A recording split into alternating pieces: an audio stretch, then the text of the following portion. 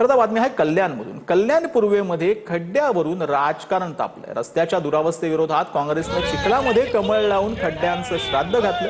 8 दिवसात खड्डे बुजवा नाहीतर केडीएमसी गेटवर डांबर ओतणार असा इशारा काँग्रेसने दिला। महायुती सरकार महायुती बीजेपी अरे यार कीचड़ के अंदर कमल खिल रहा है भाई। महाराष्ट्र नवनिर्माण सेनेचे नाशिक महापालिकेमध्ये आंदोलन पाहायला मिळते। नाशिकमधील खड्ड्यांच्या मुद्द्यावर मनसे आक्रमक आहे। मनपा आयुक्तांच्या दालनासमोर मनसेकडून घोषणाबाजी करण्यात। एकीकडे मंत्री महाजनांकडून पालिकेत खड्ड्यांबाबत बैठक तर मनसेचे पालिकेतच आंदोलन पाहायला मिळते।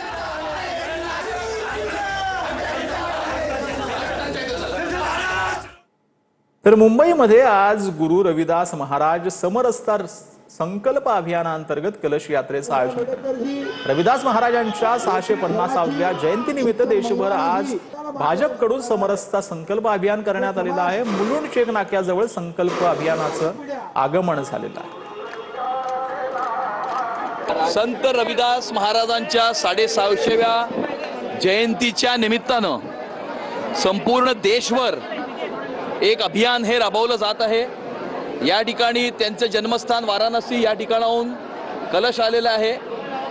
ते कलश, त्या कलशामध्ये आलेली माती ही ह्या ठिकाणी वितरित करण्यात येत आहे आणि ही माती 106 भारतीय जनता पार्टीचे जे मंडळ आहेत या मुंबई शहरामध्ये त्या मंडळांपर्यंत जाऊन या ठिकाणी त्याचं पूजन होईल। विविध प्रकारचे समाज प्रबोधनाचे कार्यक्रम पुढचे 6 महिने 20 फेब्रुवारीपर्यंत हे आयोजित केले जातील। संत रविदास महाराज यांच्या 650व्या जयंती निमित्त उत्तर प्रदेशातून निघालेल्या कलश यात्रेचा आरंभ जो आहे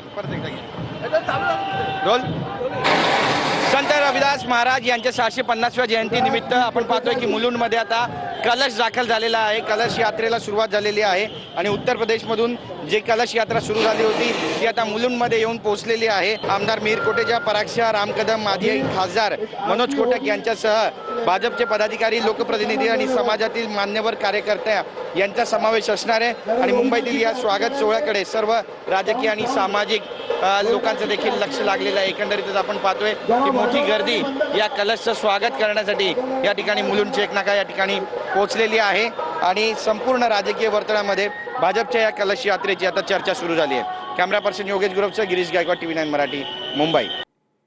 तर बीडच्या गेवराईमधील टाकळगावमध्ये निम्न पातळी बंधाऱ्याचं उपमुख्यमंत्री सुनेत्रा पवारांच्या हस्ते भूमिपूजन करण्यात आलेलं आहे। सिद्धफणा नदीवरील पूरग्रस्त भागात हा बंधारा होणार। आपल्याला माहिती आहे की आदरणीय दादांची जी स्वप्न होती ती पूर्ण करण्यासाठी आम्ही सगळेच कार्यकर्ते बांधील आहोत आणि त्यातलाच हे एक उपक्रम योगायोगाने मला इथे उद्घाटनासाठी दादांच्या नंतर यावं लागलं। हा योगच म्हणायला हरकत नाही आणि दादांची स्वप्न आपण पूर्ण करण्यासाठी सगळेच जण एकत्र येऊन अशा चांगल्या गोष्टीसाठी नक्कीच आपण कार्य करूया।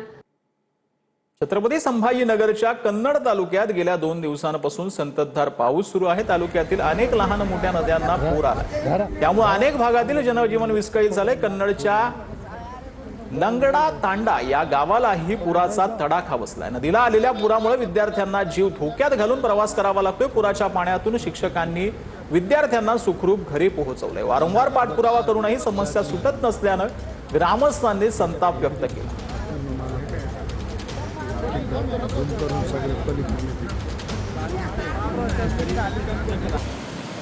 तर रायगडच्या आंबे शिवथर या गावाला जोडणारा पूल पाण्याखाली गेला। आंबे शिवथर, सह्याद्रीवाडी आणि आंबेनळी गावाचा संपर्क तुटला आहे।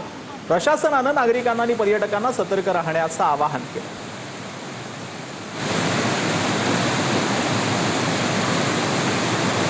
रायगडमधील शिवथर गावाला जोडणारा पूल पाण्याखाली गेलेला आहे। ही दृश्य आपण सध्याची पाहतो आहे। यावेळेला हा संपूर्ण पाणी जे आहे ते या पुलावरनं वाहताना पाहायला मिळतं। तर धुळ्याच्या साक्री तालुक्यामध्ये असलेल्या अक्कलपाडा धरणातून पांझरा नदीपात्रामध्ये 37,871 क्युसेक्स पाण्याचा विसर्ग सुरू आहे। त्यामुळे नदीकाठच्या नागरिकांना प्रशासनानं सतर्कतेचा इशारा दिला।